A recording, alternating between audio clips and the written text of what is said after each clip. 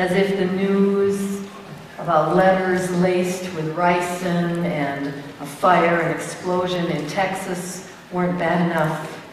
The tragic events in Boston kept us riveted to our TV screens. How in the world could two young men who had everything ahead of them in life go to such devastating lengths to make a point? In our lesson from the book of Romans today, the Apostle Paul writes, "Do not be conformed to the world." After such an awful week, I think that's pretty good advice. Clearly, there are value systems and beliefs out there in the world that are very different than the ones Jesus has given us to live by. The terror in Boston was rooted in a worldview that violence against innocent people can be justified if it's for a worthy cause. I don't think it's very likely that any of us here are going to conform to that worldview. After seeing the coverage of the events in Boston, I didn't go out and buy a pressure cooker, and I don't imagine you did either.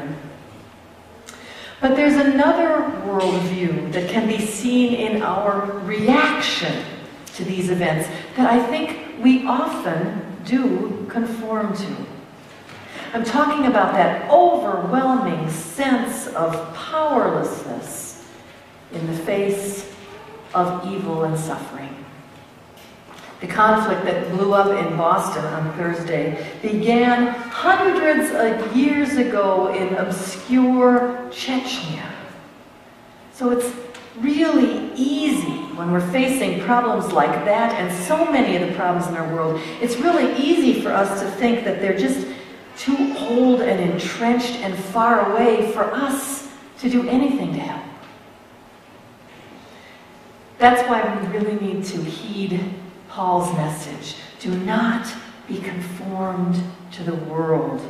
Do not be conformed to that kind of thinking. Be transformed, he says. Renew your minds. Concentrate not on what the world tells you, but on what God tells you. Seek what is good and right and godly. Moreover, Paul tells us to use our special gifts to transform the world. And if we think that we haven't received special gifts, Paul warns us, that's some of that unhelpful world thinking. According to Paul, every single one of us has received special gifts, and they're all different. We all have them. The problem is never a lack of resources. The problem is a lack of imagination. We can't imagine that our little gifts could ever make a difference against all the bad in this world. It's been an awful week, so I've decided to show a little video that will make you laugh and, I hope, also make a point. Remember that show, Whose Line Is It Anyway? It was an improvisational comedy show hosted by Drew Carey, ran from 1998 to 2006.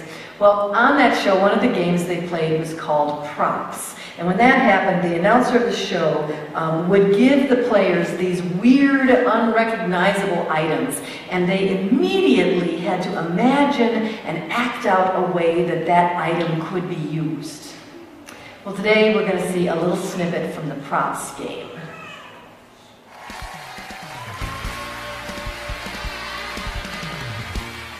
Hey! Welcome back to Whose Line Is It Anyway, the show where everything's made up but the points don't matter. If you're keeping track of score at home, I pity you. I just really do.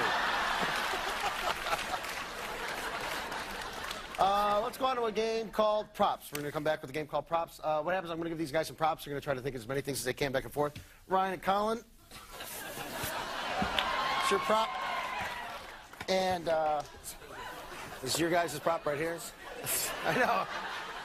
Okay, whenever you're ready, Ryan and Colin, why don't you start? Do you think I should lose the tie?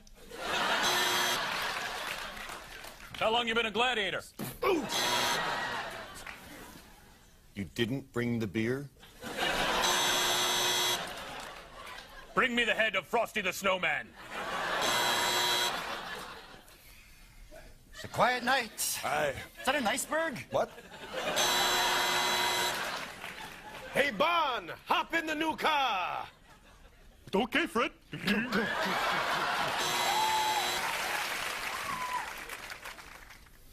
I think you've burnt enough ants today, Gary.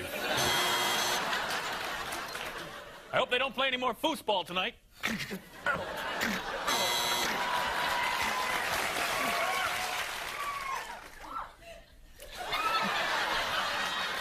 Will you come down on the price? I gotta go clean the Giants' ears. Oh, this halo's killing me.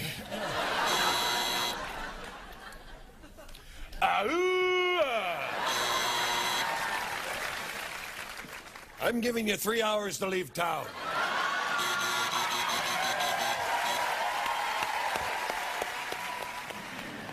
Folks, the game of props, as silly as it may be, is also a really good analogy for how we live in the world and what we do with what we have been given. The video makes 3 points that are really important to remember whenever we're getting that feeling of powerlessness and insufficiency. Point number 1, whatever resources we have to work with in this life, they don't belong to us. They have been given to us by God, kind of like the way Drew Carey gave those weird things to those players, with the direction that we're supposed to find creative ways to use them for good. God does not intend for the gifts He gives us to stay hidden behind the announcer's desk. He wants us to put them to use. Point number 2. No matter how weird or different or apparently insufficient our individual gifts may be, with a little imagination, we can find a way to put them to good use. And when we combine our individual gifts in the community of the church, then the possibilities are endless. The voice of a single choir member blends with the others to create a song whose beauty inspires a member to make a special gift, which enables us to fix the furnace when it dies unexpectedly so that we can heat the fellowship hall and make it cozy and warm for when our guests from the community come to enjoy family table meal, or maybe this year, summer lunch bunch, and that in turn allows other members to use their gifts preparing the food and welcoming our guests. And it goes on and on and on in ever-widening rings of sharing and service. And maybe, just maybe, at summer lunch bunch or family table meal or in confirmation or in the new grief support group or in Bible and Brew or sitting here in the sanctuary at worship, maybe there's a troubled person who might have turned to violence like those tragic young men in Boston if he hadn't experienced God's unconditional love and grace in this place because of our combined gifts. Folks, that's the way that we can transform the world.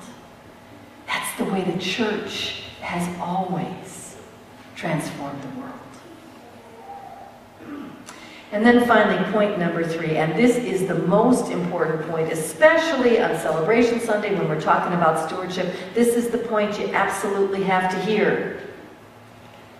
There are no points.